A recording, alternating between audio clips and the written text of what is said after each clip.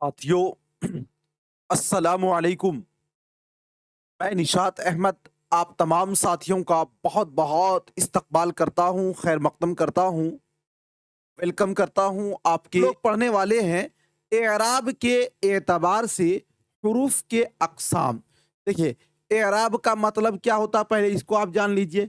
एराब बोलते हैं ज़बर ज़ेर पेश से साथियों जो होता है उसको क्या बोलते हैं? एराब बोलते हैं। तो एराब के एतबार से भी हुरूफ के कई अक़साम हैं।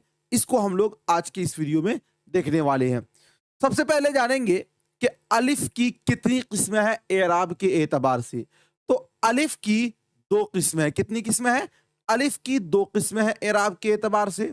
एक होता है अलिफ ममदूदा और दूसरा होता है अलिफ मकसूरा। क्या होता है?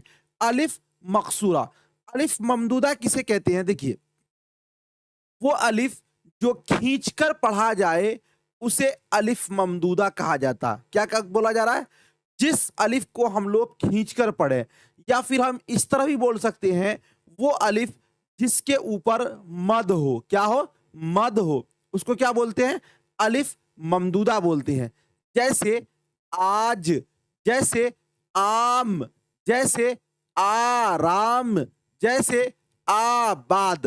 तो अब देखिए, हम लिखते हैं आज, तो आज में अलिफ के ऊपर क्या है? मद है। तो अलिफ मद जबर आ बोलते हैं ना, तो इसीलिए ये जो अलिफ है इसको हम लोग खींचते हैं चूंकि इसके ऊपर मद है।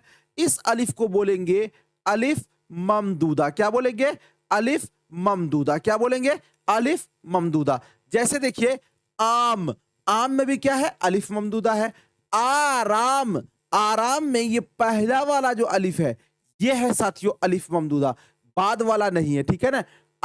बाद में ये पहला वाला जो अलिफ है ये क्या है?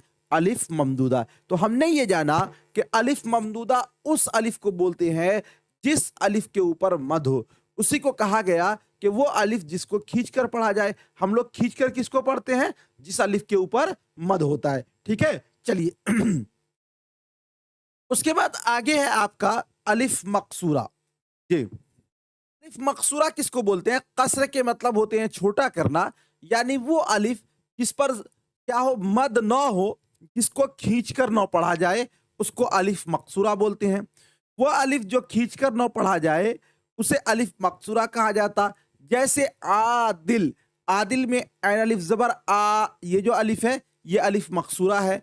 जाहिल, जाहिल में जीम अलिफ जबर जा, तो इस पर मद नहीं ना है, तो ये आपका अलिफ मकसूरा है। साहिल, ये क्या है साथियों?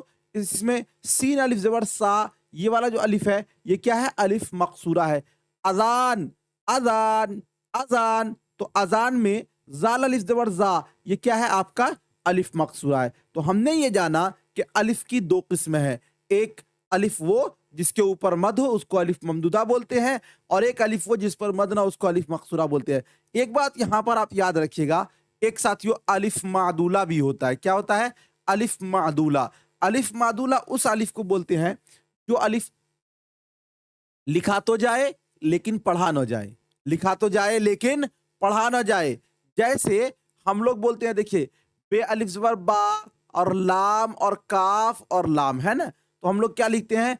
बालीकुल, है ना? बालीकुल, लेकिन हम लोग पढ़ते क्या है? बिल्कुल। तो बे अलिफ जबर बा, लामजेर ली, बाली, काफ लाम पे कुल, बालीकुल, लेकिन हमने पढ़ दिया क्या? इसको हम पढ़ते हैं बिल्कुल। क्या पढ़ते हैं? बिल्कुल, इस तरह पढ़ते हैं। तो अलिफ कहाँ चला गया? अलिफ तो साइलेंट हो गया, तो इसको बोलते हैं अलिफ मादूला। लेकिन आम तौर पर अलिफ मादूला कम पूछा जाता है, इसीलिए अलिफ के अक़साम में वो नहीं आता है। ठीक है, लेकिन कॉन्सेप्ट के लिए उसको आप याद रखिएगा। उसके बाद साथियों आपका है नून की किस्में। नून की किस्में, नून की 2 किस्में हैं। कितनी किस्में हैं? 2 किस्में हैं।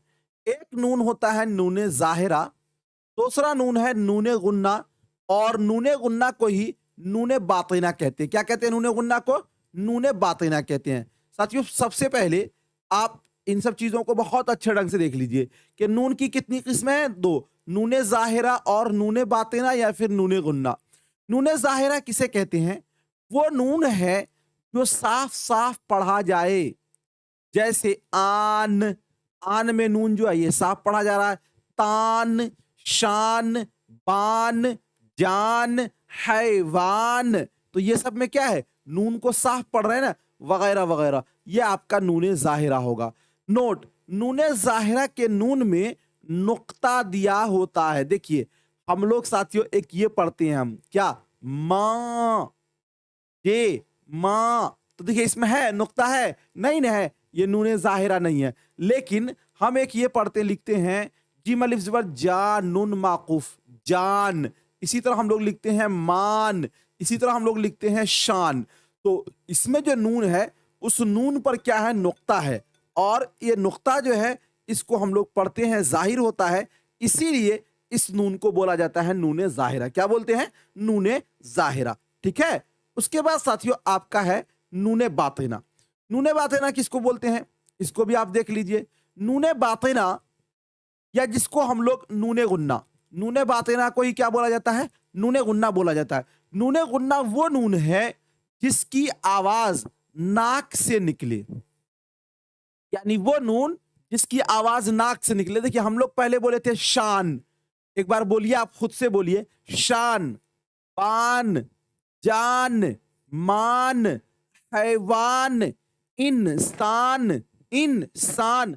क्या इसमें कोई ऐसा नून है जिसकी आवाज नाक में जाती है? नहीं, वो सारे के सारे नूने जाहिरा हैं। लेकिन यहां पर जो अभी हम पढ़ेंगे नूने गुन्ना है। नूने गुन्ना वो नून है जिसकी आवाज नाक से निकले, यानी साफ साफ तलफ्फुज ना हो।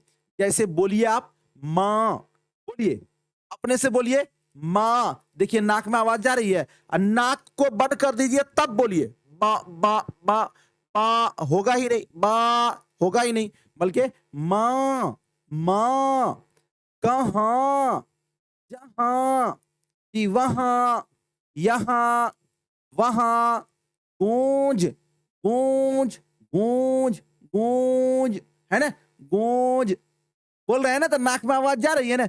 यानी वो नून, इस नून की आवाज नाक में जाती हो, वैसे नून को नूने गुन्ना या फिर उसको नूने बातिना कहा जाता है। ठीक है, अब इसके लिए साथियों एक शर्त यह है नूने गुन्ना के लिए कि अगर नूने गुन्ना आखिर में आएगा तो उसमें हम लोग नुक्ता नहीं डालते। क्या है, नूने गुन्ना अगर आखिर में आता है तो उसमें नुक्ता नहीं डाला जाता है। क्या, नूने गुन्ना अगर आखिर में आएगा तो उसमें नुक्ता नहीं डाला जाएगा। जैसे देखिए हम लोग लिखते हैं मां, जैसे हम लोग लिखते हैं साथियों क्या, जहां, क्या लिखते हैं, जहां, जैसे हम लोग लिखते हैं यहां, तो ये आखिर में आया ना, तो इसमें नुक्ता नहीं होगा। अब वही नूने गुन्ना अगर बीच में हो तो उसमें नुक्ता होगा।